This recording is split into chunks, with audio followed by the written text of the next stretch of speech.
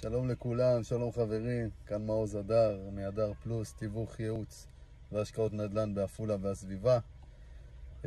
קודם כל רוצה להגיד לכם, תשמרו על עצמכם, תקופה לא פשוטה עוברת על כולנו, אבל אנחנו עם חזק, ידענו ימים קשים יותר, ואנחנו נעבור את הימים האלה ביחד ובאחדות ובסבלנות אחד כלפי השנייה. בתיווך כל הזמן אתם רואים את ההצלחות. הנה עוד עסקה, הנה עוד נכס ירד, הנה עוד בלעדיות חדשה, הכל טוב ויפה.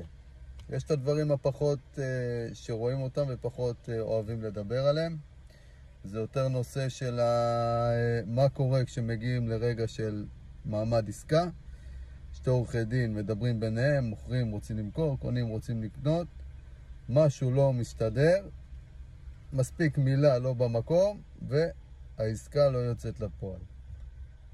ממש מרחק מחתימה. אז קודם כל אני אשתף אתכם שהשבוע קרה לי שתי עסקאות כאלו. ממש על חוט השערה מה שנקרא, וזה נפל.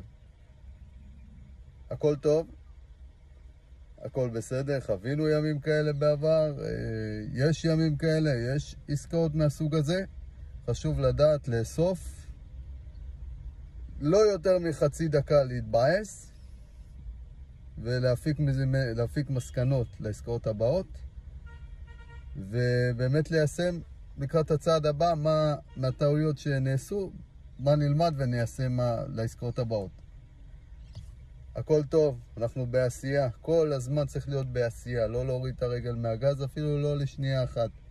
להמשיך, יש הצלחות, יש עליות, יש ירידות, כמו בכל דבר בחיים. המון המון המון חוסן נפשי, והמון רצון להתקדם צעד אחר צעד ולהתמיד. זה הדרך להצלחה וזה הדרך הנכונה בעולם התיווך. איתכם כל הזמן, בכל עת, בכל זמן, מעוז הדר. מהדר פלוס, תיווך ייעוץ והשקעות נדל"ן בעפולה והסביבה.